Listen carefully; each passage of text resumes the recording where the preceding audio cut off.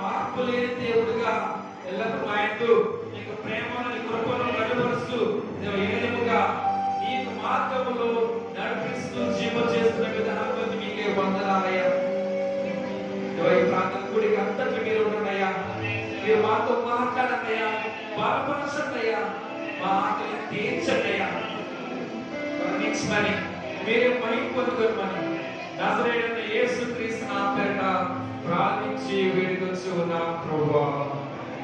ఆమేన్. చెప్తున్నా గట్టిగా అందరూ హల్లెలూయా, హల్లెలూయా. అందరూ కూడా కూర్చున్నారు. మీ ప్లేస్ లో, మీ స్థలంలో కూర్చోవలసిందిగా ప్రార్థన కోరుతూ ఉన్నారు. కూర్చొని అందరూ కూర్చోండి అమ్మా, కూర్చొని అందరూ కూర్చోండి. దాంట్లో కూడా ఫ్యాన్ ఉంది, గాలి ఉంది, ఎదురు ఉంది, అన్ని రకాలుగా అన్ని ఉన్నాయి. స్వతహాగా దేవుడు మనకు అనుగ్రహించి ఉన్నారు కదా. ఇప్పుడు కూడా మనం మొదటి వారంగా ఉండాలి. మనం కడపడి వారంగా మనం ఉండకూడదు, చివరి వారంగా ఉండకూడదు. హల్లెలూయా. దేవుడు మన ఎలా చేసినటువంటి మేలు బట్టి, కార్యాల బట్టి దేవుని యొక్క ప్రేమను మనము చాటుతాం. కావున సాక్ష్యాలు చెప్పేటువంటి వారు ఎవరైనా ఉన్నట్టయితే కనుక, ఉంటే కనుక ముందుకు రావాల్సిందిగా, తెలియజేయవలసిందిగా ప్రేమతో కోరుతూ ఉన్నా.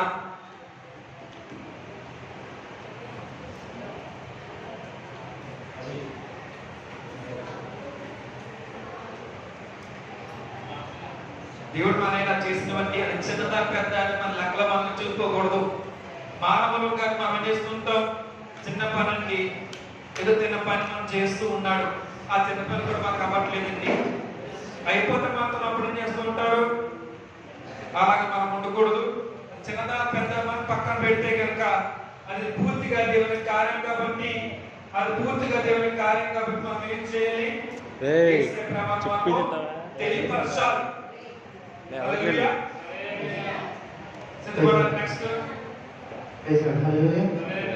మొట్టమొదటిగా నాకు ఈ సమయాన్ని ఇచ్చినటువంటి ఆ దేవునికి నా హృదయపూర్వకమైనటువంటి వందనాలు. అలాగే కూడి వచ్చినటువంటి దైవజనులకు, మరి కుటుంబ సభ్యులకు, ప్రతి ఒక్కరికి మరి విశ్వాస బృందానికి కూడా నా హృదయపూర్వక వందనాలు తెలియపరుచుకుంటా ఉన్నాను.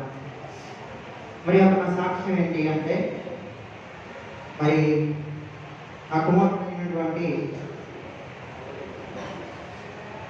ధీరజ్ వర్మ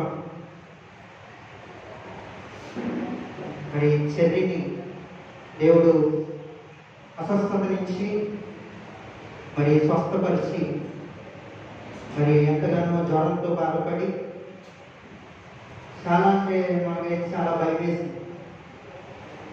ఈ కాలంలో జ్వరం రావడం అంటే అందరికీ భయం.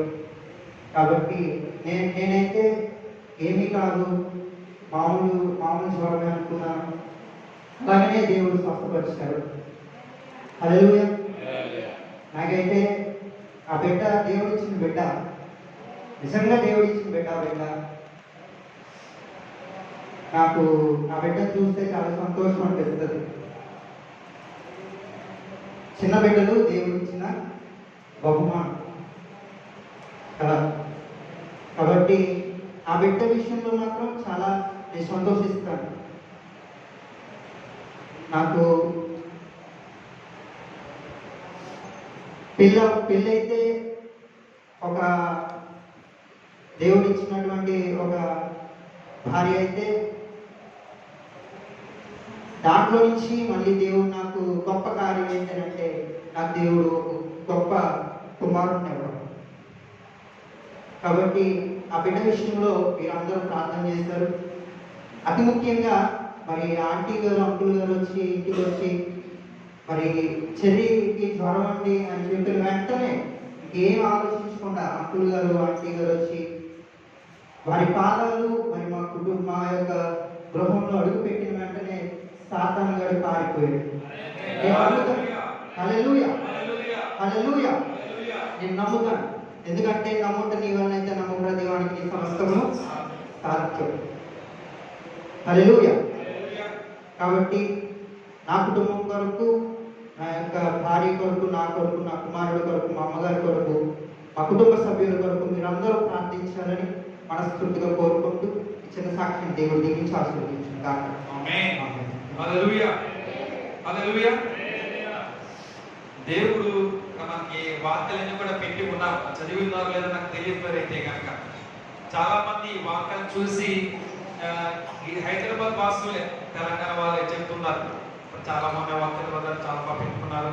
మాకు కూడా కొంచెం చేసి పెట్టండి, మాకు కూడా కొంచెం కావాలన్నారు అడుగుతూ ఉన్నారు. మరి మీ వరకు అంటే మనమందరం ఎలా ఫీల్ అవుతున్నామో బాధపడుతున్నామో లేదో, ఇంకా కనీసం కొన్ని వాక్యాలు చదివినా సరే మనం కొంచెం అది జ్ఞాపకం చేసుకుంటూ కథ వాక్యం చదువుతున్నారు లేదు దానికి ఏం లేదు. చూసారు ఇక్కడ వాక్యం కనబడుతుంది ఇక్కడ, దేవుడు సాతానును మీ కాళ్ళ కింద శీఘ్రముగా చితుకలు త్రొక్కించును అని. హల్లెలూయా. దేవుడు మనకి అధికారం ఇస్తారు. ఎప్పుడది ఎప్పుడంటారు? దేవుని యొక్క ఆత్మ మనలోనికి ఉంటే వస్తే అప్పుడు మాత్రం మనము సాతాను గాని మన కాళ్ళ కింద మనము చితుక తొక్కగలము. హల్లెలూయా, హల్లెలూయా. నాన్నగారు మామగారు అయితే కనుక మీరు తెలిసిన విషయం ఏది అనుకోవచ్చు. సిస్టర్ గారు ఫోన్ చేస్తే కనుక సిస్టర్ గారు ఇలాగ ఉంది మాకు ఒకసారి ప్రార్థన చేయండి అంటే, ఈ కనీసం ఫోన్లో చేసినా సరే సాతాను గారు అక్వాద్ గారు పారిపోతూ ఉన్నారు. ఇంటికి వచ్చి వారి పాదాలు అంటే ఇంటికి వచ్చి ఒకసారి దర్శించి మీకు వారికి ప్రార్థించినా సరే అవన్నీ కూడా చెదిరిపోతూ ఉంటాయి. అవి గమనించవలసిందిగా కోరుతూ ఉన్నా. నేను నామంటూ నేను ఏదో గొప్ప చెప్పుకోవడం లేదా ఏదో చెప్పాలన్న ఉద్దేశం కాదు కానీ జరిగిన క్రియలే నేను చెబుతూ ఉన్నాను. జరుగుతున్న క్రియలే జరిగిన క్రియలే నేను మీకు బయటకు సాక్షాలుగా బయట కనబడుతున్నాయి. అవి మీకు నేను తెలియజేస్తూ ఉన్నాను. హల్లెలూయా, హల్లెలూయా. సాక్ష్యం ఇంకా ఎవరినో చెప్తారా? ఇంకా ఎవరు ఉన్నారా?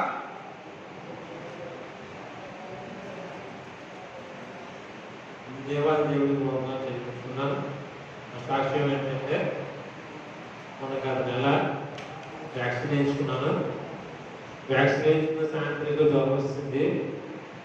జ్వరం వస్తే ఇంకా తగ్గిపోతుంది. జ్వరం తగ్గిపోతే ట్యాబ్లెట్ వేసుకుంటే పర్లేదని ఇలా వేసుకున్న ట్యాబ్లెట్లు అయినా మరుసటి రోజుకి వాంతులు 2-3 వాంతులు అయిపోయినాయి.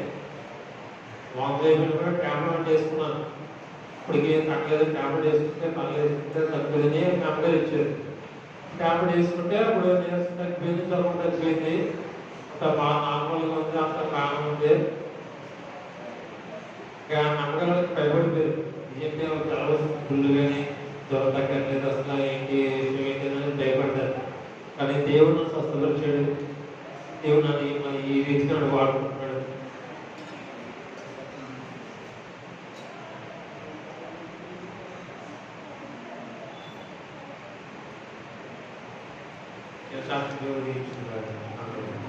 ఆమేన్. హల్లెలూయా, హల్లెలూయా. త్వరగా సమయం ఆల్రెడీ 12:25 అయిపోయింది.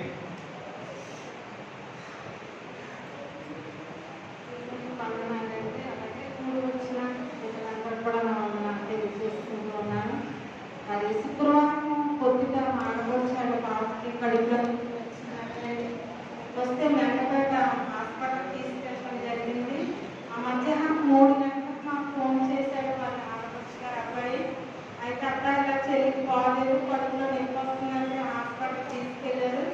వెంటనే ఎక్కడ ఆపరేషన్ చేయాలన్నారు. మరి పేగులోని ఏదో బ్లడ్ క్లాట్ అయిందని అన్నారు అని చెప్పి అనడం జరిగిందండి. మేము అలాగే 5-5:30 టైంకి మేము బయలుదేరి వెళ్తామంటే ఫోన్ చేసి ఎక్కడ దాకా వచ్చారంటే ఇలా వ్యాంగేరి దాటామని చెప్పినప్పటికీ వద్దులే ఎవరిని చూడడం లేదు, ఐసీలో ఉంచారు మరి అని చెప్పడం జరిగింది. అయితే నిన్న పొద్దుట కూడా బయలుదేరుతుంటే వద్దు ఇంటికి తీసుకొచ్చే కొద్దిగా కానీ ఎవరిని రానట్లేనంట మొదలుపెట్టాడు. ఎందుకు ఇలా అంటాడు? సరే ఎందుకు అని మానకుండా వెళ్ళిపోయామంటే 12:30 టైంకి అక్కడ ఉన్నాము.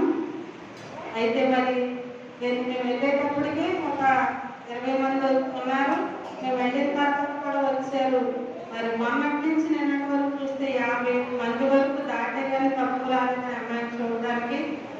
అయితే మరి దేవుడు ఆ అమ్మాయి పట్ల చేసిన మేలు ఏంటంటే మనకి ఇంకొక 20 రోజులు కానీ ఇంకొక నెల కానీ ఉంటే కనుక ఆ అమ్మాయి చచ్చిపోదంటండి. ఆ బ్లడ్ మనకి క్లాట్ అవ్వడం వల్ల చనిపోనంట. డాక్టర్ గారు చాలా అదృష్టవంతురాలివి, ఇదే పరిస్థితి ఇంకొక నెల ఉంటే కనుక నీవు బ్రతకపోదు, నా దగ్గరికి కాదు ఎక్కడికి వెళ్ళినా కూడా నీవు బ్రతికించలేకపోదు నేను అని చెప్పి సాక్ష్యం ఇచ్చారంటే డాక్టర్ గారు. తీసుకెళ్ళిన వెంటనే అయితే నేల మీద మాత్రం నడిపించొద్దు అమ్మాయిని, నడిపిస్తే కనుక వెంటనే అమ్మాయి చనిపోతుందని చెప్పారంటే స్కానింగ్ రిపోర్ట్ తీసినప్పుడు మరి ఆ అమ్మాయిని వెంటనే ఆపరేషన్ థియేటర్ తీసుకెళ్ళి ఆపరేషన్ చేయడం జరిగింది. మరి నిన్న మధ్యాహ్నం 3 దాటిన తర్వాత ఆ అమ్మాయి స్పృహ వచ్చి మాట్లాడడం జరిగిందండి. మరి ఈ రోజు అయితే ఒక ఇడ్లీ కూడా తినడానికి దేవుడు కృప చూపించాడు బిడ్డని. మరి రేపు ఇప్పుడు పంపించేస్తారంట. అంత మట్టికే కాకుండా డాక్టర్ మరి మీకు ఆరోగ్యశ్రీ ఉంటే కనుక తెచ్చుకోండి, అది మీకు పనిచేస్తుందని చెప్పినప్పుడు ఆరోగ్యశ్రీ తెచ్చుకుంటే వాళ్ళకి ₹1 కూడా ఖర్చు అవ్వకుండా ఆరోగ్యశ్రీ మీద ఆపరేషన్ చేయడం జరిగింది. మరి దేవుడు వాళ్ళు కూడా ప్రతిరోజు ఏదో ఒక ప్రార్థన జరుగుతూనే ఉంటారు, వెళ్ళిపోతూనే ఉంటారు. ఇంటి దగ్గర మాత్రము ఉండరు. ఆ ప్రార్థన అమ్మాయి ప్రాణాలు నిలబెట్టిందని నేను చూడటానికి వచ్చిన వాళ్ళందరూ కూడా నేను సాక్ష్యం చెప్తా ఉన్నారు. ఆ ఊడుపులకి వెళ్ళిన కలుపులకి వెళ్ళిన వాళ్ళందరూ కూడా పని నుంచి రావటము, మాకు సాయంత్రం వచ్చి చూసి వెళ్ళటము అలా చేశారంట. దేవుడు వాళ్ళు చేస్తున్న ప్రార్థన పట్ల మా అమ్మాయిని జీవంలోనికి తీసుకొని వచ్చింది దేవుడు. చిన్న సాక్ష్యం దీవించిన కాక మరి బిడ్డ కోసం మీ అనుదిన ప్రార్థనలో కూడా పెట్టుకోండి. మరి నీటి పొడవలు కూడా ఉంటే అవి కూడా నేను తీసేసారంటండి. మరి పెళ్ళి 7 సంవత్సరాలు అవుతుంది అమ్మాయికి, 7 పూర్తయింది. మరి ఇప్పుడు వచ్చి సంతానం లేదు. ఆ సంతానం విషయమై ఆ బిడ్డ విషయంలోని మరి దేవుడు ఇప్పుడు కార్యం జరిగిస్తాడని చెప్తా ఉన్నారు. ఆ బిడ్డ త్వరలోనే తను గర్భవతి అయినట్టుగా మీ అనుదిన ప్రార్థనలో బిడ్డ కోసం జ్ఞాపకం చేసుకోండి. దేవుడు ఇచ్చిన సాక్ష్యం దీవించిన గాక. ఆమేన్. హల్లెలూయా, హల్లెలూయా. చెప్తామా గట్టిగా హల్లెలూయా.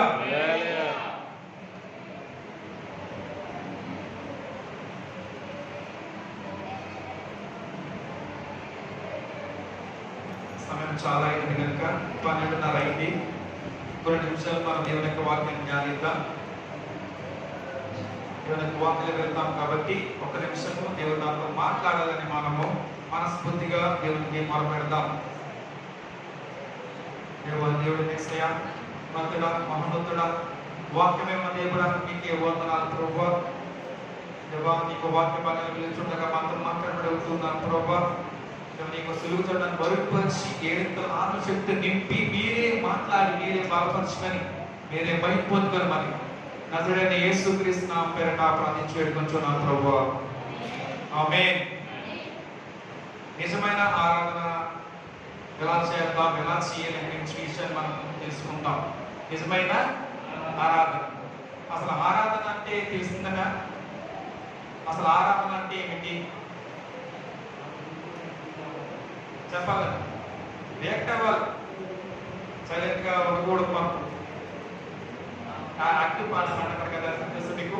యాక్టివ్ పార్టిసిపెంట్స్ చాలా కాలం నుంచి, కొన్ని సంవత్సరాల నుంచి అనుకోవచ్చు, దేవుని యొక్క మాటలు వింటూ ఉన్నాం అనుకోవచ్చు, చర్చికి గుడికి వెళ్తున్నాం అనుకోవచ్చు, బైబిల్ చదువుతున్నాం అనుకోవచ్చు.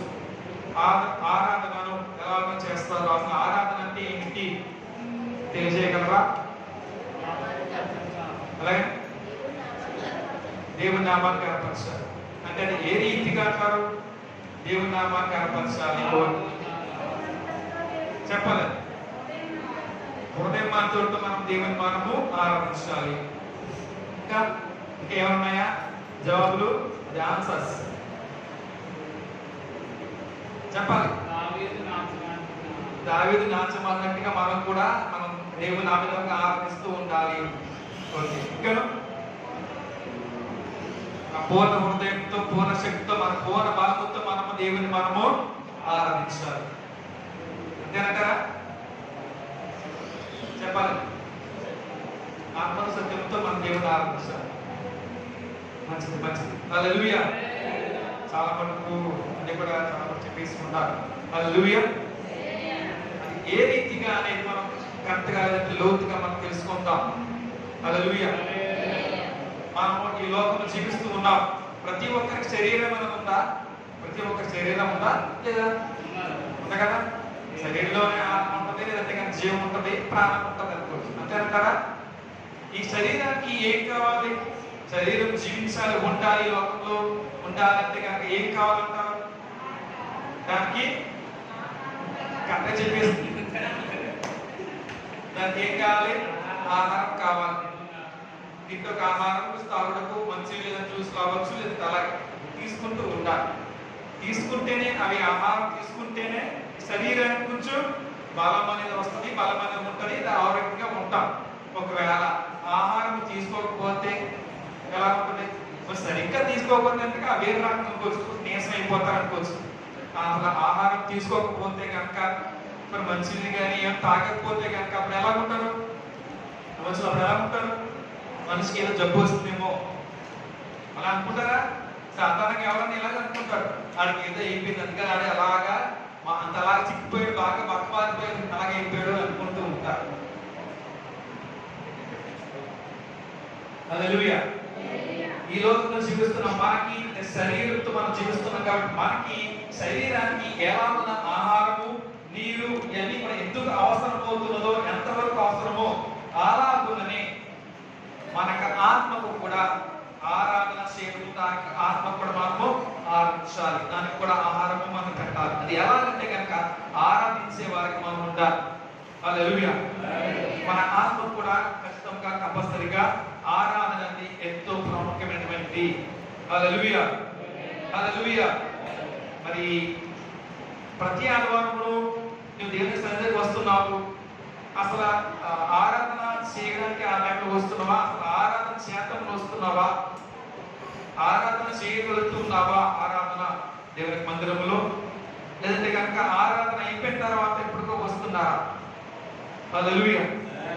ఆరాధన కంపల్సరీగా ఖచ్చితంగా ఎక్కడైనా సరే మనం చేస్తేనే అది మనకి మంచిది. మనం కూడా మన ఆత్మను కూడా బాధపరుస్తున్నట్టుగా ఉంటుంది, అలాగనే శక్తి అని కూడా మనకు అనుగ్రహిస్తున్నట్టుగా ఉంటుంది.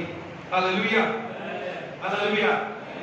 మనం ఎప్పుడైతే ఎలాగైతే ఆరాధిస్తూ ఉంటామో ఈ సాతాను గాడు అంటే అపవాది గాడు కూర్చున్నాడు కదా, వారు చేస్తుంటాడంటే మనలో ఆలోచనలన్నీ కూడా తీసుకొస్తూ ఉంటాడు. ఎలాగంటే నువ్వు ఇంట్లో అక్కడ ఆలోచన చేయకూడదు, ఇంట్లో ఆరాధించకూడదు, నువ్వు మనం ఆరాధించాలంటే చర్చ్ ఉండాలి, దానికి 2-3 కాలేజ్ 2-3 స్టేజ్లు ఉండాలి, సీలింగ్ ఉండాలి, ఏసీ ఉండాలి, సౌండ్ సిస్టమ్ బాగా ఉండాలి, ఆరాధించడం సౌండ్లు పెట్టాము, ఇన్స్ట్రుమెంట్స్ ఉండాలి, దాంతో ప్లే చేసి కొట్టామన్నప్పుడు పైకప్పుడు మొత్తం ఎగిరిపోయేలాగా అంతలాగా గ్రాండ్గా అంతలాగా ఉండాలరా అంటే ఈ ఆలోచన ఇవన్నీ కూడా ఎవరు కలిగేసుకుంటారంటే కనుక ఈ అపవాదిగాడు సాతానుగాడు మళ్ళీ ఇలా అనేక ఆలోచనలన్నీ కూడా కలిగేస్తూ ఉంటాడు. హల్లెలూయా. హల్లెలూయా. ఎప్పుడు కూడా ఇటువంటి ఆలోచన మన దగ్గరికి రానివ్వకూడదు. ఎందుకంటే దేవుడు మనకు తెలియజేస్తూ ఉన్నాడు, ఎక్కడ 2-3 కూడి నామున కూడుకుంటారో నేను వారి మధ్యన ఉంటానని నాకు సెలవిస్తున్నారు కదా. సో కంపల్సరీ మనం ఏం చేయాలి? మనం ఎక్కడైనా సరే మనము ఆరాధించే వారికి మనం ఉండాలి. హల్లెలూయా. మరి మన గృహంలో, మన ఇంటిలో మన ఫ్యామిలీ ప్రేయర్స్ చేసుకోవడము, లేదా కనుక ఫ్యామిలీ అంటే మన భార్య భర్తలు కూడుకున్నారనుకోండి, ప్రార్థన చేసుకోవడము, మంచి చేసుకోవడము చాలా చేస్తూ ఉన్నారా? కుటుంబ ప్రార్థన జరుగుతుందన్నా చేసుకుంటూ ఉన్నారా? కుటుంబ ప్రార్థన, family prayer, daily family prayer చాలా మంది గృహాల్లో చాలా మంది క్రైస్తవులు చేసుకుంటూ ఉంటారు. ఉదయం అలాగనే రాత్రి వేళ కూడా చేసుకుంటూ ఉంటారు. కొంతమంది ఏదో కోట్లో చూసుకొని చేసుకుంటూ ఉంటారు. హల్లెలూయా. హల్లెలూయా. యేసుక్రీస్తు ప్రభువారు అక్కడ ఒక స్త్రీ ద్వారా ఆజ్ఞపడి ఉన్నాడు. అది ఎక్కడంటే కనుక యేసయ్య ఒకసారి సమరయమైనటువంటి సుఖాలు అనే గ్రామంలోకి వచ్చి ఉన్నారు. సుఖాలు అనే గ్రామంలోకి వచ్చి ఉన్నారు. అక్కడ వచ్చి ఆయన యాకోబు బావి దగ్గర ఆయన కూర్చొని ఉన్నారు. యాకోబు బావి దగ్గర యేసయ్య అక్కడ కూర్చొని ఉన్నాడు. కూర్చున్నప్పుడు ఏం జరిగింది? అక్కడ ఒక సమరయ స్త్రీ ఆ బావి దగ్గరికి వచ్చింది నీళ్లు చేసుకొని తీసుకెళ్ళడానికి. ఒక సమరయ స్త్రీ అయితే యేసయ్య అక్కడ ఏం చేసి ఉన్నారు? అక్కడ ఆ బావి మీద అక్కడ కూర్చొని ఉన్నారు. ఎప్పుడైతే ఆ సమరయ స్త్రీని దేవుడు అలా మాట్లాడి ఉన్నాడో, అడిగి ఉన్నాడో, ఆ పూర్తిగా సమరయ స్త్రీ దేవునికి మహతలకు ఏమైనది? అక్కడ తన తప్పులను లేదా తన పాపాన్ని అన్ని కూడా దేవుని దగ్గర అక్కడ ఒప్పుకున్నది. దేవుని దగ్గర చేసిన అక్కడ సమరయ స్త్రీ తన పాపాలని తన తప్పులను అన్ని కూడా దేవుడి దగ్గర, మన దేవుడు యేసు దగ్గర అక్కడ ఆ సమరయ స్త్రీ అన్ని కూడా ఒప్పుకున్నది. ఎప్పుడైతే తన చేసినటువంటి పాపాలను లేదంటే కనుక తప్పులను దేవుడి దగ్గర ఒప్పుకున్నదో, తనకు పశ్చాత్తాపం బట్టి, తన ఒప్పుకోతనం బట్టి ఇక్కడ యేసయ్య ఆ సమరయ స్త్రీని పూర్తిగా క్షమించి ఉన్నాడు. హల్లెలూయా, హల్లెలూయా. క్షమించి ఏం చేసి ఉన్నారు? క్షమించి ఏం చేశారంటారక్క? ఆ స్త్రీ యొక్క దాహాన్ని అక్కడ పరిష్కరించి ఉన్నారు. ఆ స్త్రీ యొక్క దాహాన్ని పరిష్కరించి ఉన్నారు. ఆ స్త్రీ యొక్క దాహాన్ని అలాగే తన కుటుంబ యొక్క దాహాన్ని అక్కడ తీర్చివేస్తూ ఉన్నాడు యేసయ్య. హల్లెలూయా, హల్లెలూయా. ఎందుకంటే యూదులకు అంటరాని వారైన సమరయులకు యెరూషలేములోని మహా ఆలయంలో ప్రవేశం అసలు లేనే లేదు. అందువల్ల తనను ఆరాధించడానికి యెరూషలేములోనికి ఆలయానికి వెళ్ళబోతున్నామన్న ఆమె బాధను దేవుడు అక్కడ అర్థం చేసుకుంటూ ఉన్నాడు. హల్లెలూయా, హల్లెలూయా. ఇక్కడ దేవుడు అక్కడ ఏం చేస్తూ ఉన్నాడు? ఆ స్త్రీ యొక్క బాధను అర్థం చేసుకున్నాడు. కాబట్టినే ఆ స్త్రీ ఎక్కడికి వస్తున్నదో గ్రహించి చూసి ఆ స్త్రీ దగ్గరికి దేవుడు అక్కడ వచ్చి ఉన్నాడు, ఆ బావి దగ్గరికి. హల్లెలూయా, హల్లెలూయా. ఎప్పుడు కూడా మన జీవితంలో కూడా ఏం చేయాలంట? మనకి వ్యక్తిగత జీవితంలో కూడా మనం ప్రతి విషయంలో కూడా మనము ఒప్పుకోలుతనం అనేది ఉండాలి. ప్రతిది కూడా మనంగా స్వయంగా ఒప్పుకుంటే కనుక ఏమవుతుంది? దేవుడు అప్పుడు ప్రక్షాళన చేస్తూ ఉంటారు. దేవుడు అక్కడ మనకి ప్రక్షాళన చేయగలడు. హల్లెలూయా. యోహాను సువార్త 4వ అధ్యాయము 24వ వచనము. పాత నిబంధన గ్రంథంలో అంటే కనుక చూసుకుంటే కనుక మనకి కనబడుతూ ఉంటది, దేవుడు పలానా స్థలంలోకి వెళ్ళి మీరు నన్ను ఆరాధించండి, పలానా ప్రదేశానికి వెళ్ళని నన్ను ఆరాధించండి అని దేవుడు అక్కడ తెలియజేసేటువంటి వారు. అయితే మనకి coming to the new testament, కొత్త నిబంధనకు వచ్చేటప్పటికి ఏమైనది? యోహాను సువార్త 4వ అధ్యాయం 24వ వచనంలో ఏం తెలియజేయబడింది మనకి? దేవుడు ఆత్మ గనుక ఆయనను ఆరాధించువారు ఆత్మతో సత్యముతో ఆరాధింపవలెను. హల్లెలూయా. దేవుడు మనము ఎలా ఆరాధించాలంట?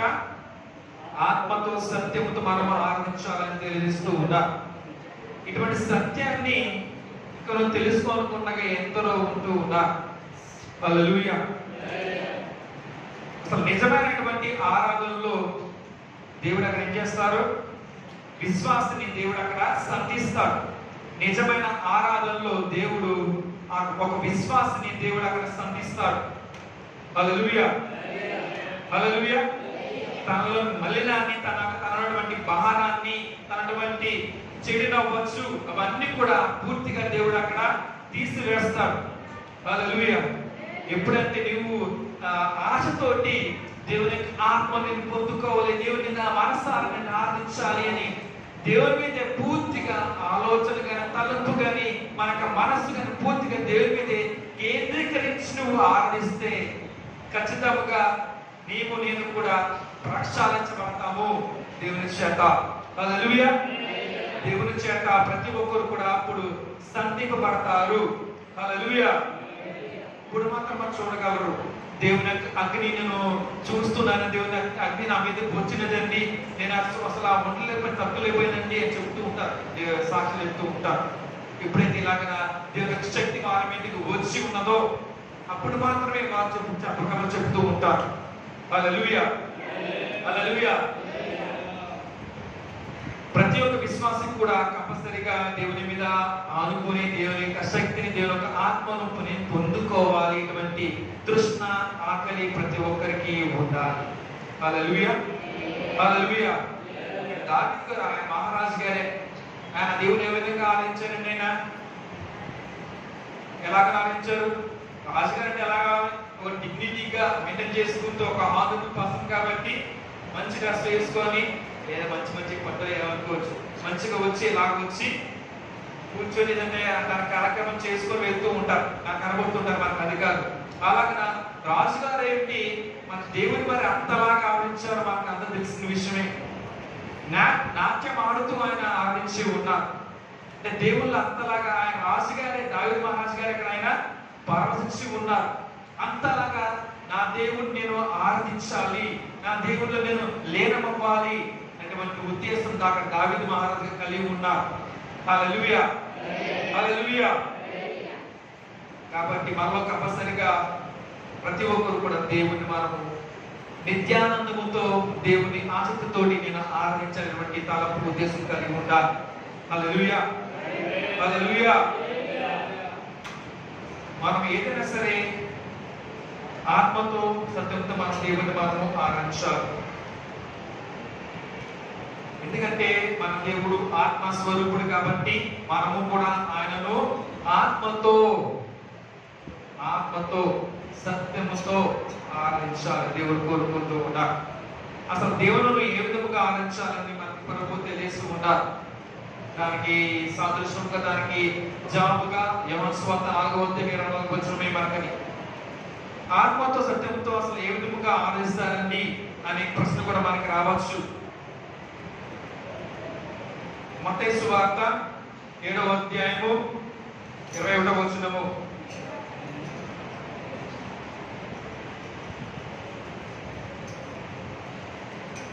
మత్తయి సువార్త 7వ అధ్యాయము 21వ వచనము. ప్రభువా ప్రభువా అంటూ నన్ను పిలిచే ప్రతి వాడును పరలోక రాజ్యంలో ప్రవేశింపడు గాని పరలోకమందునటువంటి నా తండ్రి చిత్త ప్రకారము చేయువాడే ప్రవేశిస్తాడక. హల్లెలూయా, హల్లెలూయా. అనగా దీనికి అర్థం ఏంటంటారు? అనగా పని చేయాలి. అప్పుడు దేవుడు మనకు చెప్పించే పని చేయాలి. ఏ పని చేయాలి? ఎవరు పని చేయాలంట? దేవుని యొక్క పని చేయమంటూ ఉన్నారు. అది చేయకుండా ప్రభువా ప్రభువా అంటే కనుక నాట్ ఎలిజిబుల్ అని చెప్తూ ఉన్నారు. హల్లెలూయా, హల్లెలూయా. ఇక్కడ పనే ఆరాధనగా మనకు కనబడుతూ ఉన్నది. ఇక్కడ పనే ఆరాధన. దేవుడు ఏం చెప్పమంటున్నారు, ఏం చెప్తున్నారు, ఆ పనిని మనం చేస్తే కనుక దానిని మనము ఆరాధన అని మనం చెప్పవచ్చు. అందుకనే వర్క్ ఈజ్ వర్షిప్ అని చెప్పవచ్చు. వర్క్ ఈజ్ వర్షిప్ అని. అక్కడ సమరయ స్త్రీ ఉంది. అక్కడ బాబు దగ్గరికి వచ్చింది. యేసయ్య దగ్గర తన పాపాన్ని తన ఒప్పులు, తన పాపాన్ని కానీ తను చేసిన తప్పులు కానీ అన్ని కూడా ఒప్పుకుంది. ఎప్పుడైతే తన పశ్చాత్తాపడిందో ఆ సమరయ స్త్రీ ఊరికనే అలా కూర్చొని ఆ ముండి నీళ్లు చేదుకొని ఆ బిడ్డ తీసుకెళ్లి బిడ్డ ఇంటికి వెళ్ళిపోయిందా? ఊరుకునే ఉన్నదా సమరయ స్త్రీ? ఏం చేసింది? ఆ సమరయ స్త్రీ తన ఊరంతా అక్కడ వెళ్ళి ఊరంతటికి అక్కడ సువార్తను అక్కడ చేసింది, ప్రకటించింది. ఏమన్నది? నేను మెస్సయ్యను కనుగొంటిని, నిజమైన మెస్సయ్యను కనుగొంటిని అని యేసయ్య యొక్క ప్రేమను లేదా కనుక ఆయన యొక్క త్యాగాన్ని గురించి, ఆయన కృపను గురించి ఆ ఊరంతరికి అక్కడ సమరయ స్త్రీ అక్కడ సువార్త ప్రకటించింది. హల్లెలూయా, హల్లెలూయా. మనం దేవునికి ఆరాధించడంలో కొన్ని రకాలు ఉంటాయి. దాంట్లో 2 రకాలు చెప్తాను నేను. 2 రకాలు, ఎక్కువసేపు కాదు కనుక 2 రకాలు చెప్తాను. దాంట్లో మొదటిగా ఆత్మతో ఆరాధించడము, రెండవదిగా సత్యముతో ఆరాధించడం. హల్లెలూయా. ఈ 2 రకాలుగా ఆరాధిస్తే కనుక దేవుడు అంగీకరిస్తారు, స్వీకరిస్తారు అని చాలా మంది అనుకుంటూ ఉంటారు. అసలు దేవుని మనం అసలు ఏ విధముగా ఆరాధిస్తున్నారో మనం చూద్దాం ఒకసారి. మార్కు సువార్త 7వ అధ్యాయము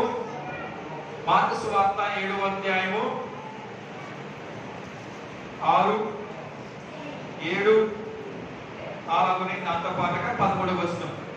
మార్కు సువార్త 7వ అధ్యాయము 6వ వచనము, 7వ వచనము, తర్వాత 11వ వచనము చదవండి.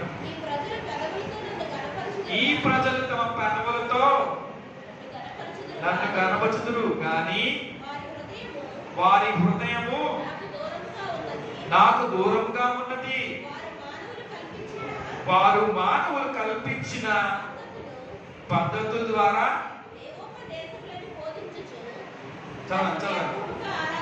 నన్ను వ్యర్థముగా ఆరాధిస్తున్నారు అని అంటున్నారు. దానికి అర్థం ఏంటంటారండి?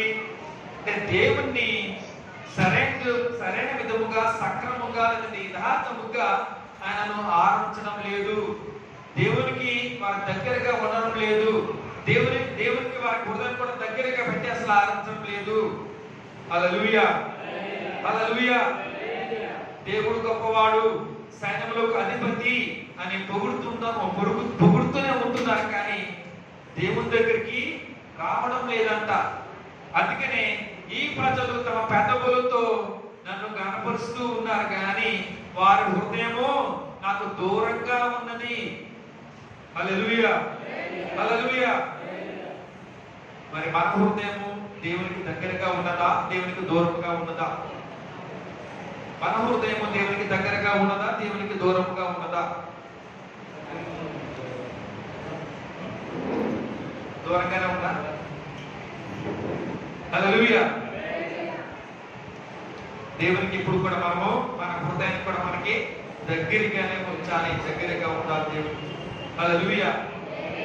మరి ఆ ప్రాంతం మరి దేవునికి మన హృదయం చాలా దూరంగానే ఉన్నది. మరి ఏ విధంగా తెలియజేస్తున్నాడో, ఎందుకు ఆ విధంగా మాట్లాడి ఉన్నాడు అనేది ఒక్కసారి ఒకసారి ఆలోచిద్దాం. అంటే ఆ బిడ్డలంటే ఆ వ్యక్తి ఎందుకు ఆ విధముగా సమాధానం చెప్పి ఉన్నాడు అని ఒక్కసారి మనముగా ప్రశ్నించుకుందాం. తన గురించి చెప్పాడంటారా, అందరి గురించి చెప్పాడంటారా, ఎందుకు అసలు ఈ విధముగా తన విధంగా పలికి ఉన్నాడు అనేది ఒక్కసారి మనముగా ఒకసారి టెస్ట్ చేసుకుందాం. ఆ క్వశ్చన్ వేసుకొని ఎందుకు అంటారు ఫలానా బిడ్డలకు ఫలానా వ్యక్తి ఈ విధముగా చెప్పి ఉన్నాడు, మాట్లాడి ఉన్నాడు అని ఒక్కసారి మనము క్వశ్చన్ చేసుకుంటే మనముగా అప్పుడు అర్థమవుతూ ఉంటాడు. ఏమని? నిజమైన సత్యమైన దేవుడు, మాట్లాడే దేవుడు, నీతోనే ఉండేటువంటి దేవుడి దగ్గర రాకుండా ఎక్కడికి వెళ్తున్నావు, ఎక్కడికి ఉంటున్నావు, అసలు ఆయన దగ్గర సరిగా గొడవడానికి ఇష్టపడుతున్నావా లేదా, ఆయనను మనస్ఫూర్తిగా ప్రేమిస్తూ ఉన్నావా? దేవుడు నిన్ను ప్రేమించడం మొదలు నువ్వే దేవుని మొదలు ప్రేమించావా? లోకసారి మన ప్రేమ చాలా చూస్తూ ఉంటాం, అవి ఎంతకాలం ఉంటావు, కనపడ్డాక అనుకోకుండా అంటే కనుక గట్టిగా అంటే సంవత్సరం అవ్వచ్చు, 6 నెలలు అవ్వచ్చు, గట్టిగా 3 సంవత్సరాలు మాట్లాడతారు, మళ్ళీ ఏమవుతుంది, విడిపోవడం, ఎవరికి వాళ్ళే సపరేట్ అయిపోయి జరుగుతూ ఉంటాయి. మన దేవుని ప్రేమ ఎప్పుడు కూడా అది చెల్లిపోదు, విడిపోదు, ఎప్పుడు కూడా తగదము తెచ్చుకోవడము అలాంటివి ఏమి ఉండవు దేవుని దగ్గర ఉంటాయి కనుక. అంటే దేవుడిని అంతలాగా ప్రేమిస్తూ ఉన్నాడు. దేవుని ప్రేమ, మన ప్రేమ మారని దేవుని ప్రేమ. ఈ లోకంలో ఎన్నో రకాల ప్రేమలు ఉంటాయి. అన్ని రకాలుగా పోల్చుకున్న ఎంతో విలువైనది, ఎంతో శ్రేష్టమైనది, ఎంతో దానికి చిరునామా కూడా ఉన్నది. ప్రేమ, నిజమైన సత్యమైన ప్రేమ కావాలంటే దేవుని దగ్గర మాత్రం దొరుకుతుంది, కానీ ఎవరి దగ్గర ఉంటుందో, ఎవరి దగ్గర దొరుకుతుంది, లభిస్తుంటది అని మనం అనుకోకూడదు. హల్లెలూయా, హల్లెలూయా. దేవుడు నీకు ఎన్నో కార్యాలు చేయడానికి సిద్ధపడుతూనే ఉంటూ ఉంటారు, కానీ నువ్వు నీకు హృదయాన్ని కానీ నీవు కానీ దేవుని దగ్గరగా ఉండకుండా, దేవుని దగ్గరగా వెళ్ళకుండా ఉంటూ ఉంటే కనుక అప్పుడు నీకు కార్యాలు జరుగుతూ ఉంటాయా? నువ్వు దేవుని చేత అంతలాగా ఆచరించబడతావా? మనకు ఈ క్వశ్చన్ చేసుకుంటూ ఉంటే కనుక మనలో ఖచ్చితంగా చేంజ్ అనేది కంపల్సరీ కనబడుతూ ఉంటది. హల్లెలూయా, హల్లెలూయా. భార్య ఉందనుకోండి, భార్య భర్తకు కంపల్సరీగా సేవ చేస్తూ ఉంటారు కదా, సేవలు దాన్ని మన పూజ అని కూడా పిలుస్తూ ఉంటారు. సేవ అంటే భార్య బయటకు వెళ్తాం అనుకోండి, ఇదిగోండి ఇదిగోండి బట్టలు పెట్టాను, అక్కడ మీద సందేశంతో బట్టలు వేసుకోండి, అంటే కనుక స్నానాన్ని అక్కడ పెట్టేసాను మీకండి. బయటికి జాబ్కి వెళ్తాను అనుకోండి, ఏమంటే ఇదిగోండి మీకు క్యారేజ్ పెట్టేసాను, తీసుకెళ్ళాలి మర్చిపోకండి, ఇదిగోండి అని ఇస్తూ ఉంటారు. చేస్తూ ఉంటారు ఎలాగా? అది ఎక్కడ ఉన్నాయి, కనబడుతున్నాయి ఇప్పుడు అంటారా? ఖచ్చితంగా ఒక భార్య అంటే భర్తను ప్రేమించినటువంటి భార్య కంపల్సరిగా కొన్ని పనులు చేస్తూ ఉంటారు. దాన్ని మనం సేవ పిలుస్తూ ఉంటాం. ఖచ్చితంగా భార్య బయట నుంచి వచ్చాడన్నప్పుడు కూడా చేస్తూ ఉంటాం. ఏమంటే ఇదిగోండి నీళ్ళు తీసుకొని కాలు కడుక్కోండి, ఇదిగోండి మీకు అన్నం పుట్టిస్తున్నాను, త్వరగా తినేయండి. ఇంకా లేదంటే కనుక ఏమంటే ఇదిగోండి మీకు అన్నం అక్కడ పెట్టాను, అన్నం అదిగోండి పెట్టుకొని తినేది అని చెప్తూ ఉంటారా? నీళ్ళు ఇదిగోండి మంచిది తాగండి, ఇదిగో అదిగో సాల్ట్ అనుకోండి, పెరుగు వేసుకొని పోదు, ఇదిగో పెరుగు అక్కడ పెట్టాను అని చెప్తూ ఉంటారా? హల్లెలూయా, హల్లెలూయా. ఒకవేళ ఆ విధంగా దేవుని అప్పుడు మీ యొక్క భర్తను ఆ విధంగా సేవ చేయడం అలా చేస్తూ ఉంటే కనుక అది సరైన పద్ధతి అంటూ ఉంటారు. ఒకవేళ ఆ విధంగా ఉండకుండా ఉంటే కనుక భర్త అప్పుడు ఎలా ఫీల్ అవుతాడు? భర్త అప్పుడు ఇతనికి దొరికిందిరా బాబు, నాకు అనుకుంది ఏంటరా బాబు అని అంటారా కాదంటారా? హల్లెలూయా, హల్లెలూయా. అంటే ఏమంటే ఎందుకుంటే అక్కడ ఉంది అన్న, అదిగో పెట్టుకొని తినండి, అదిగో మీకు కావాల్సిన అక్కడ ఉంది, మీరు ఏదో అడుగుతున్నారు కదా అదిగో అక్కడ ఉంది. దానికి అర్థం ఏంటంటే కనుక పెదవులతో చేసేటువంటి ఆరాధన. దానికి అర్థం ఏంటంటే అనేది పెదవులతో చేసేటువంటి ఆరాధన. ఇప్పుడు ఆరాధన అనగా ఒక పని చేయడం, సేవ చేయడము అంటూ ఉన్నాం. ఇక్కడ సమరయస్థ ఏం చేస్తుంది? అక్కడ ఊరంతా వెళ్ళి అక్కడ సువార్త పని చేసి దేవుని పని చేస్తుంది అక్కడ. అప్పుడు దేవుడు అక్కడ ఆరాధించబడి ఉన్నాడు. ఆ ఊరంతటితో ప్రజలందరితో అక్కడ దేవుడు అక్కడ ఆరాధించబడి ఉన్నాడు. నిజమైన సత్యమైన దేవుడు అక్కడ అప్పుడు ఊరంతా కూడా అందరూ కూడా తెలుసుకొని ఉన్నారు. హల్లెలూయా. అంటే ఎవరైతే దేవునికి అంటే ఎవరైతే భర్తకు కొన్ని పనుల్లో మనం అలాగే సహాయపడుతూ ఉంటాం, చేస్తూ ఉంటామో, చేదోడు బాధుడుగా ఉన్నారండి, మంచి భారభర్తలుగా ఉన్నారని ఇలా చెప్తూ ఉంటారు. ఆరాధన ఉంటే కనుక నిజమైన ఆరాధన, నిజమైన సేవ, నిజమైనటువంటి వారిని పూజ చేస్తున్నట్టు లెక్క అవుతూ ఉంటది ఒక భర్తకు భార్య. హల్లెలూయా. అదే విధముగా భర్తకు విలువ లేకుండా చూడకుండా అక్కడ ఉంది, ఇక్కడ ఉంది, అక్కడికి వెళ్ళి ఇక్కడికి వెళ్ళి ఇలాగా దర్శనం చేస్తున్నారు అనుకోండి, దాన్ని ఏమంటారంటే పెదవులతో చేయు ఆరాధన. అంటే వాళ్ళు చేస్తూ ఉంటారు సక్రమంగా వారికి భర్తను చూసుకోరు. కనీసం భర్త కూడా ఆ మాత్రం విలువ కానీ ఆ మాత్రం పని కొని చేయలేకుండా భార్యలు ఆ విధంగా ఉంటూ ఉన్నారంటే కనుక దానికి అర్థం ఏమవుతుందంటే కనుక పెదవులతో చేయు ఆరాధన. అంటే దేవుడు మనసారా ఆరాధిస్తున్నామా, హృదయంతో ఆరాధిస్తుంటే కనుక దేవుడు చెప్పేటువంటి పని నువ్వు చేస్తూ ఉంటే కనుక అది నిజమైన ఆరాధనగా మనకు కనబడుతూ ఉంటది. ఒకవేళ దేవుని పని సరే చెప్తున్నాం చేయకపోయినా సరే దేవుని మాట వినకుండా ఉండగా దేవునికి ఏదో రకంగా సాకు చెప్తూ ఉంటే కనుక దానికి అర్థం ఏమవుతుంది? పెదవులతో ఆరాధనగా మనకి భావించవచ్చు. హల్లెలూయా, హల్లెలూయా. ఆత్మతో సత్యముతో మనం ఆరాధించడానికి ప్రపంచానికి అసలు తెలియలేదంట. ఆత్మ సత్యముతో అసలు ఆరాధించడం అనేది ప్రపంచానికి కొన్ని తెలియలేకున్నది. అది ఏ విధముగా అంటే కనుక చూద్దాం. అపోస్తుల గ్రంథము 2వ అధ్యాయము, అపోస్తుల గ్రంథము 2వ అధ్యాయము 42వ వచనంలో ఒకసారి చూద్దామా? అపోస్తుల గ్రంథం 2వ అధ్యాయము 42వ వచనము. మీరు అపోస్తుల బోధ యందును సభాసమందును రొట్టె విరుచుట యందును ప్రార్థన చేయుట యందును ఎడతెగక ఉండి.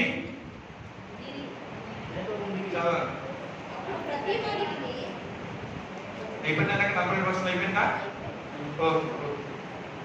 హల్లెలూయా, హల్లెలూయా. వీరు అపోస్తుల బోధ యందును సభాసమందును రొట్టె విరుచుట యందును ప్రార్థన చేయుట యందును ఎడతెగక ఉండిరి. హల్లెలూయా. అపోస్తులు అందరూ కూడా ఏ విధంగా ఉండేవారంట? వారికి బోధ యందు సమాసమందుకు వారు రొట్టె విరుచుట యందును ప్రార్థన చేయుట యందును వారు ఎడతెగక ఉండేవారుగా ఉన్నారు అపోస్తులు. మరి మనం ఏంటి? అపోస్తుల సమాసమైన మంది చర్చ్ పేరు మనం చెప్తూ ఉన్నది ఏమని? హెబ్రోన్ ప్రేయర్ పవర్ మన. దానికి అర్థం ఏమిటి చెప్పగలరా?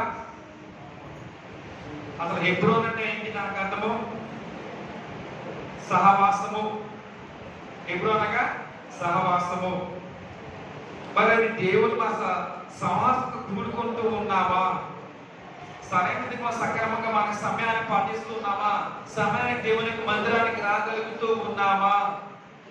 ప్రార్థన చేయగలుగుతూ ఉన్నామా?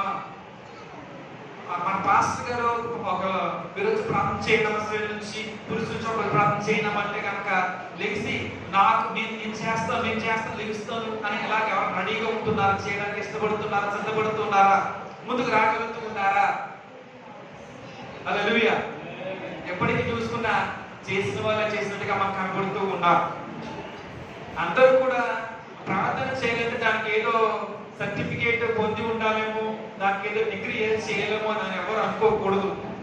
జనరల్గా అంత చేస్తే వాళ్ళు చేస్తూ ఉన్నారు, కాకపోతే వాళ్ళు ఎక్కువగా రోజు చేసుకుంటూ ఉన్నారేమో, పక్కన బాగా చేయగలుగుతున్నారేమో అని భావించాలి అంతే. ఒకవేళ మనం రాదు మనకి అని అనుకుంటే కనుక హల్లెలూయా హల్లెలూయా.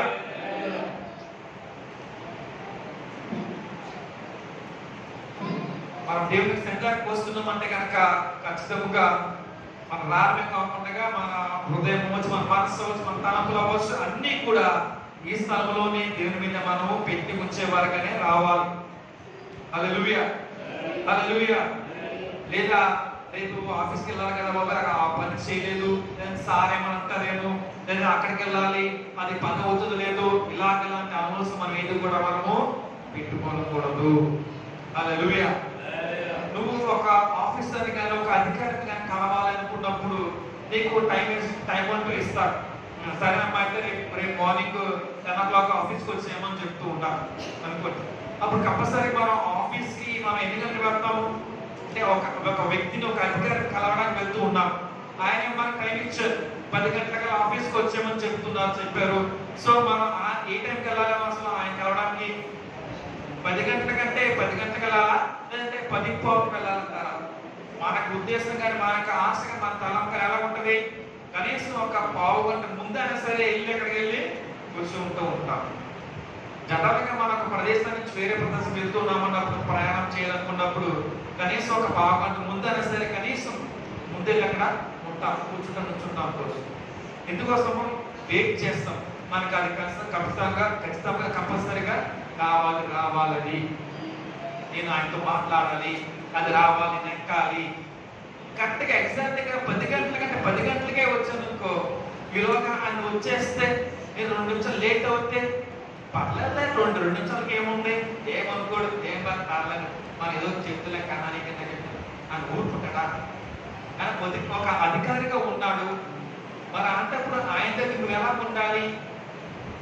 పర్లేదు, ఏదో సాఫ్ చెప్తూ 2 నిమిషాలు కాదు పర్లేదు, ఏమంటారు, మన మాట పెట్టారులే, మనం అంతలాగా మాట బాగా చెప్పింది కదా, మనకి బాగా దాని ఏమంటారంటే బాగా మాటకారి అంటారు, అంటే బాగా కవర్ చేసేకంతా కదా అని అనుకుంటే కనుక అవి సరిపోతుంది, అవుతుందా? హల్లెలూయా హల్లెలూయా. ఖచ్చితంగా మనము అన్నీ కూడా దేవుని సన్నిధానికి వస్తున్నామంటే మన ప్రవర్తన చాలా జాగ్రత్తగా ఉంచుకుంటూ మన దేవుని సన్నిధికి రావాలి. దేవుడు అంటే నాకు ఎంతో ఇష్టము, దేవుడు అంటే నాకు ఇష్టము అనే భావంతోనే మనం రావాలి. ఎవరైనా అటెండెన్స్ చూస్తున్నారు అందుకని వచ్చాను, ఎవరైనా అమ్మ నేను అటెండెన్స్ చేయలేదు అంటున్నా అందుకని వెళ్ళాను అని అనుకోకుండా మనము దేవుని సన్నిధికి రావాలి. హల్లెలూయా. దేవుని కార్యక్రమాల్లో కూడా అన్నింటిలో మనం అందరూ కూడా పాలు పొందుకుంటూనే ఉండాలి. హల్లెలూయా హల్లెలూయా. అన్ని పనుల్లో కూడా అన్ని కార్యక్రమంలో కూడా మనం పాలు పొందుకుంటూ ఉంటేనే దేవుడు అప్పుడు చేస్తూ ఉంటాడు, ఈ బిడ్డ నా పనిలో అన్నింటిలో కూడా ఉంటున్నది, అది తొడవడమా లేదా నేను తొలపడమా, చేపలు ఎత్తడమా అని కూడా మనం చూడకూడదు కదా. అన్ని పనులు అంటే ఆ పనులు కూడా ఎక్కడ వస్తాయంటారా? రావడం వచ్చి కూర్చొని చేయలు పక్కన పెట్టేసి లేదా బైబిల్ పక్కన పెట్టేసి ఓకే అయిపోయింది కదా వెళ్ళిపోవడమా? దేవుని పనులు కూడా అంటే అన్ని పనులు కూడా ఉంటాయి. దేవునికి మందిరం దేవుని సన్నిధి చూసుకుంటే అన్ని పనులు కూడా కాటాయి, అన్ని పనులు అట్లా వస్తూ ఉంటాయి. మన బయట సంబంధం మనం చూస్తూ ఉంటాం. ఏమంటే కనుక బయట గుడి దగ్గర చేస్తూ ఉంటారు, నీళ్ళు వేసుకాల వేసి మొత్తం గడుపుతాం చేసి వారం కావచ్చు, గుడి పెట్టి అలా చేస్తూ ఉంటారు. కానీ మనం ఎలా అనుకుంటున్నాము? దేవుని యందు ఇష్ట ప్రకారంగా ఏ పని చేయడానికి సిద్ధపడుతున్నామా? ఇష్ట ప్రకారంగా దేవుని సన్నిధికి వస్తున్నామా? ఈ విధంగా మనం అన్ని కూడా మనము ఎప్పటికప్పుడు మనము క్వశ్చన్ చేసుకుంటూనే ఉండాలి. దేవుళ్ళు బలపడడానికే సవాసంగా కూడుకుంటూ దేవుని సన్నిధికి రావాలి. హల్లెలూయా హల్లెలూయా. దేవుని మాటలు వినడానికి, దేవుని పాఠాలు వినడానికి, దేవుని సన్నిధానికి మనం అందరం కూడా రావాలి. నాకు చాలా బలం ఉంది, ఈ బలం వేరే, ఈ బలం వేరే. ఎంతవరకు కూడా బలం ఉంటుంది? 5 కేజీలు వాళ్ళకి చెట్టల ముహూర్తంలాగా. కానీ లోపల మనకు బలము శక్తి కావాలంటే కనుక అది దేవుడి నుంచి మనం పొందుకోగలము.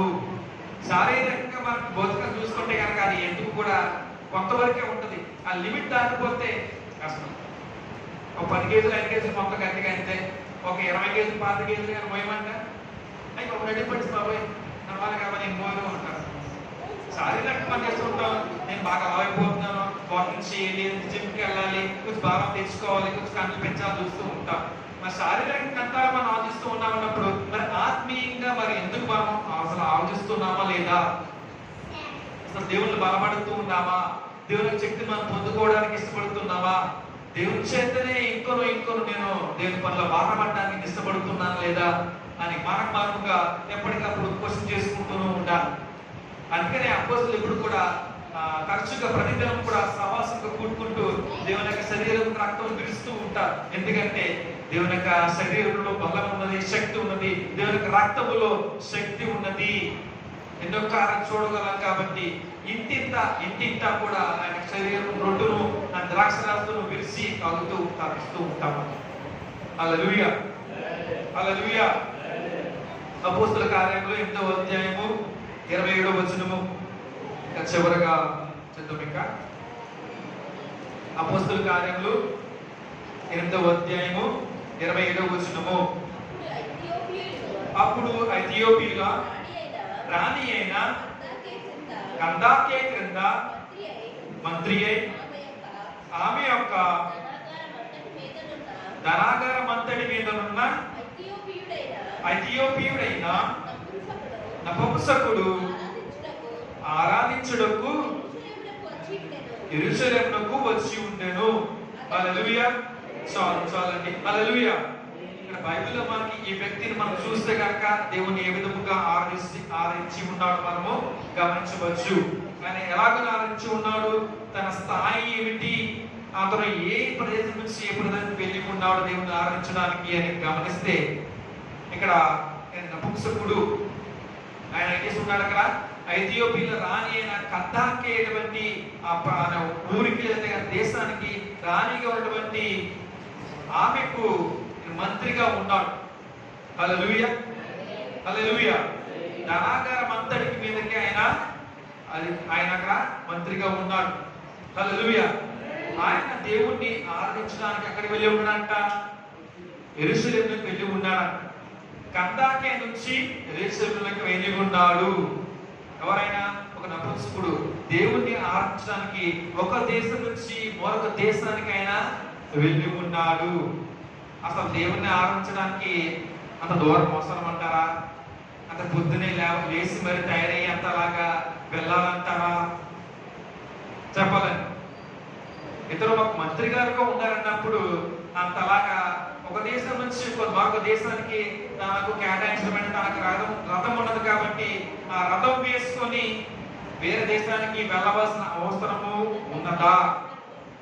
మంత్రి గారు కదా, రాజుగారి తర్వాత మోస్ట్లీ ఆయన ఇంకా చూస్తూ ఉంటారు ఆ రాజ్యాన్ని.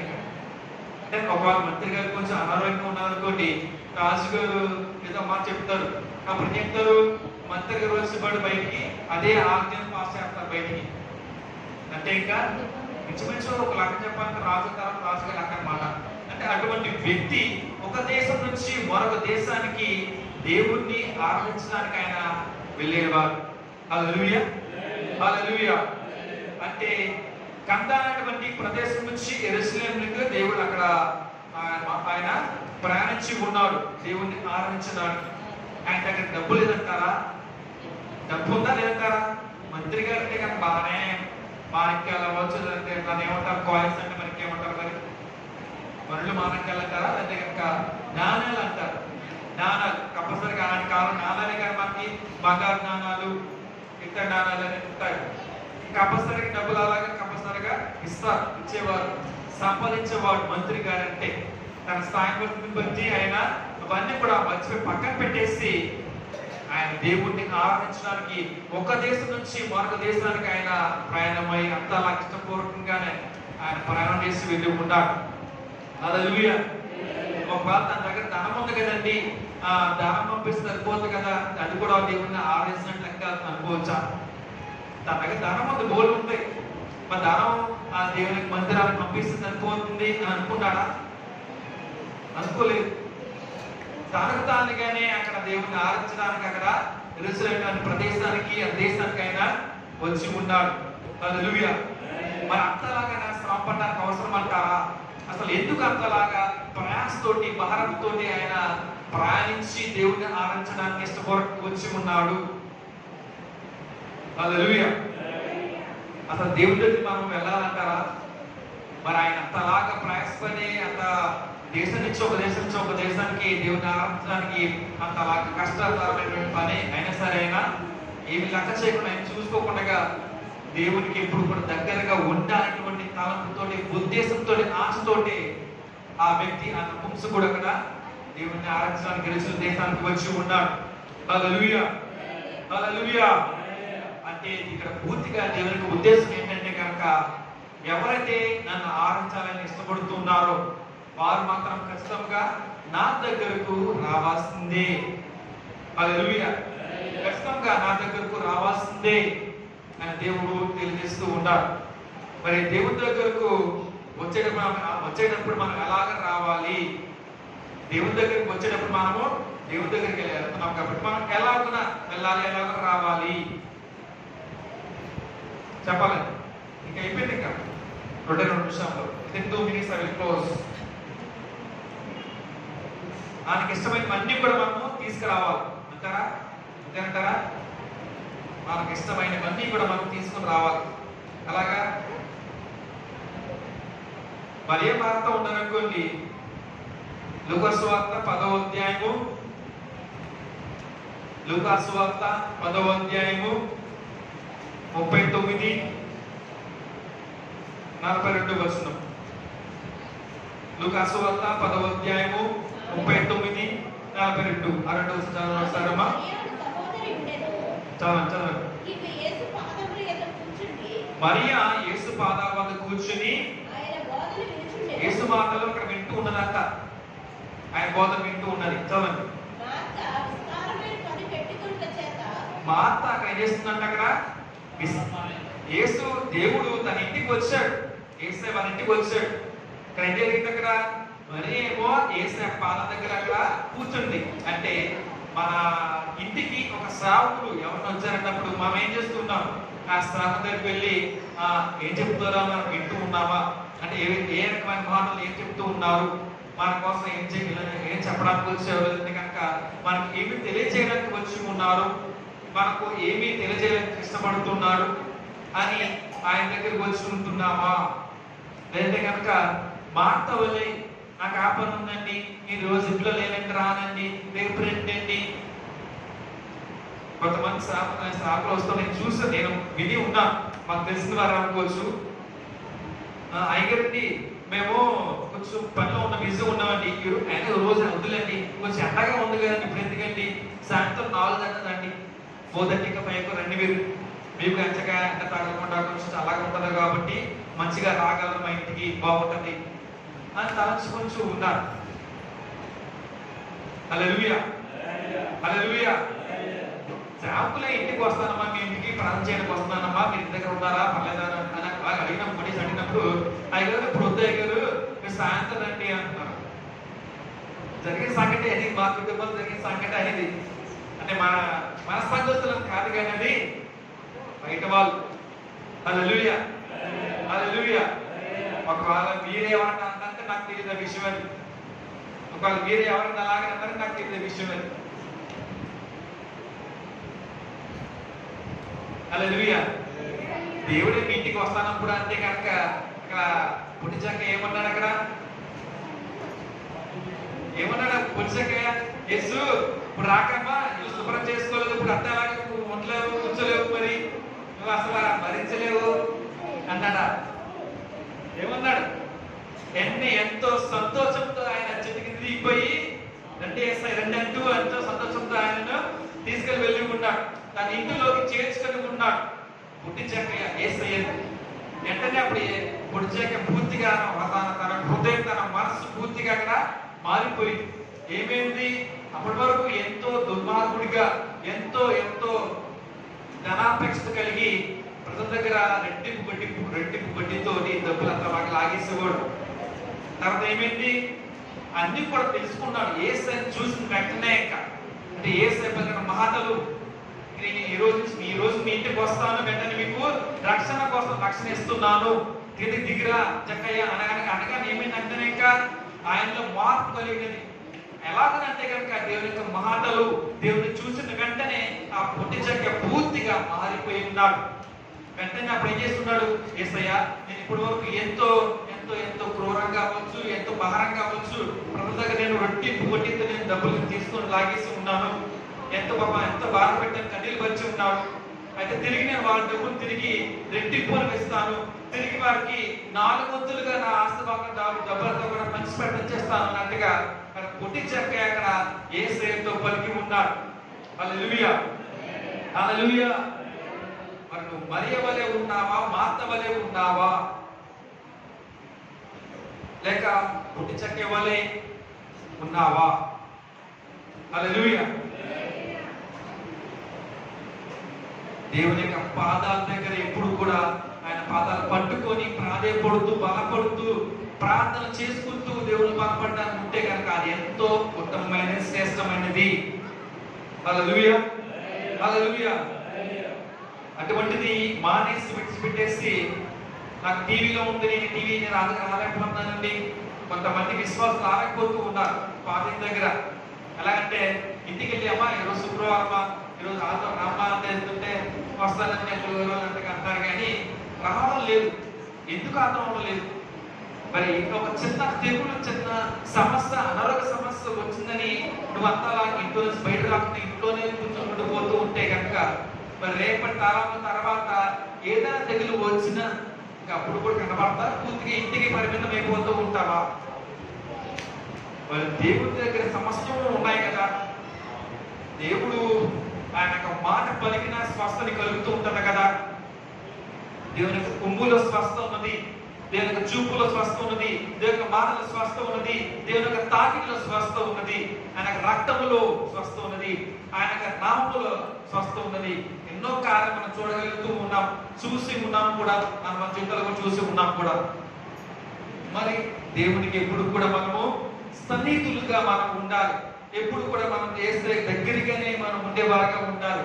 యేసయ్యకి ఎప్పుడు కూడా లోబడి మనం ఉండాలి. హల్లెలూయా, హల్లెలూయా. కాబట్టి ఖచ్చితంగా మనము ప్రతి ఒక్కరు కూడా దేవునికి లోబడి దేవుని యొక్క ఆశను మనం తీర్చేవారుగా ఉండాలి. అపోస్తలుల కార్యములు 2వ అధ్యాయము 5వ వచనం.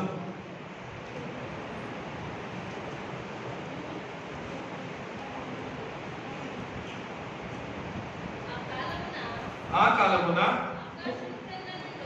ఆకాశం కింద నుండి ప్రతి జనంలో నుండి భక్తి గల యెరూషలేము వచ్చారు. చదవండి. ఈ శబ్దం కలుగగా జనులు గుంపులుగా కూడి వచ్చి ప్రతి మనుషుడు తన స్వభావంతో సుభాషతో వారు మాట్లాడటం విని కలవరపడిరి. చూడండి ఇక్కడ ఆకాశం కింద నుండి ప్రతి జనముల నుండి భక్తి గల యెరూషలేము, భక్తి గల యూదులు యెరూషలేము నుండి కాపురం ఉన్నారంట. హల్లెలూయా, హల్లెలూయా. అసలు ఎందుకు అక్కడ రావాలి? అక్కడే దేవాలయం ఉంది కదా, అక్కడే కాపురం ఉంటాము అన్నట్టుగా వారి ఆలోచన. హల్లెలూయా, హల్లెలూయా. ఆయన కార్యాల్లో మనం ఎప్పుడు కూడా ఖచ్చితంగా మనం హాజరవ్వాలి. ఆయన కార్యాల్లో, దేవుని కార్యాలు మనం ఖచ్చితంగా హాజరవ్వాలి. హల్లెలూయా. నేను రాను అటువంటి వ్యర్థమైన మాట మన నోటి నుంచి రాకూడదు. హల్లెలూయా, హల్లెలూయా. ఎప్పుడు కూడా మనం దేవుని సన్నిధానంలో ఎప్పుడు కూడా గర్భవారిగానే మనం ఉండాలి. దేవుని పనిలో, దేవుని కార్యక్రమాల్లో కూడా మన వంతు సహకారం అవ్వచ్చు, సహాయం అవ్వచ్చు, అన్ని రకాలుగా మన వంతు కూడా మనము సమయం కేటాయించే వారిగా కూడా ఉండాలి. హల్లెలూయా. కాబట్టి ఈ విషయాన్ని కూడా మనం జాగ్రత్తగా మనం గమనిద్దాం. మర్చిపోకుండా మర్చిపోకుండా ఎప్పుడు కూడా దేవునికి నిజమైనటువంటి ఆరాధన మనం చేసేవారుగా ఉందాం. ఏదో వచ్చి సైలెంట్ గా అంటే కాదు, దేవుని మీద ఆశ కలిగి దేవుని ఏసయ్యా నీ శక్తి నాకు కావాలయ్యా, నీకు నాకు కావాలి, నింపండయ్యా, నేను కారణం చూడాలనుకుంటాను ప్రభువా, నీకు మహిమకారం చూడాలనుకుంటాను ప్రభువా, నువ్వు ఆశ్చర్యకారం మా కుటుంబం చూడాలనుకుంటాను ప్రభువా అంటూ ఎప్పుడైతే ఇటువంటి ఆశతోటి తలుపుతోటి దేవుడిని ఆరాధించగలవో అప్పుడు మాత్రమే నువ్వు నిజమైన ఆరాధన చేస్తున్నట్టుగా మనకు అవుతూ ఉంటుంది. అలా కాకుండా నేను వస్తానులే, పర్లేదులే, చేద్దాంలే, ఏం చేద్దాం ఆరాధన అని అనుకుంటూ ఏదో నేస్తం కదా బద్దకస్తులాగా అలా ఉంటే కనుక అది నిజమైన ఆరాధన అవ్వదు. అది పెదవులతో చేయు ఆరాధనలోకి అది లెక్కలోకి వస్తూ ఉంటది. హల్లెలూయా, హల్లెలూయా. కాబట్టి నిజమైన సత్యమైన సజీవుడైన దేవుని మనం ఆరాధిస్తూ ఉన్నాం కాబట్టి, అటువంటి దేవుని మనం ఆరాధించడానికి మన సంఘంలో కూడుకుంటున్నాం కాబట్టి ప్రతి ఒక్కరు కూడా ఈ సహవాసంలో కూడికలకు ప్రతి ఒక్కరు కూడా ఆశతోటి ప్రతి ఒక్కరు కూడా ముందుకు రావాలి, త్వరగా రావాలి. దేవుని యొక్క పనులన్నింటిలో కూడా ప్రార్థన విషయంలో అవ్వచ్చు, బైబిల్ రీడింగ్ లో అవ్వచ్చు, ప్రతి ఒక్కరు కూడా చదివి ఫాస్ట్ గా నేను కూడా ముందుండాలి, దాంట్లో ముందుండాలి, దీంట్లో ముందుండాలి అంటారు. వర్తింపు కార్యక్రమాలు అవ్వచ్చు, తినే కార్యక్రమాలు అలాగా దాంట్లో కూడా కాదట్లేదు. తినే కార్యక్రమాలు తప్పకుండా పర్లేదు, కానీ వర్తింపులు అవ్వచ్చు, దేవుని పనుల కార్యక్రమాలు కూడా మనం ముందుగా చూసుకునే వారిగా ఉంటారు. అంటే అది దేవుని పని కాబట్టి అని. హల్లెలూయా, హల్లెలూయా.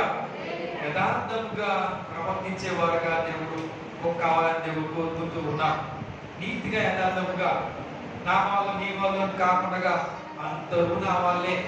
బయట మనకి ఒక ఆటో పైన చూస్తూ ఉంటాం, అంటే కొన్ని చోట్ల మనకి కనబడుతూ ఉంటుంది, అందరూ బాగుండాలి, అందులో నేను ఉండాలి.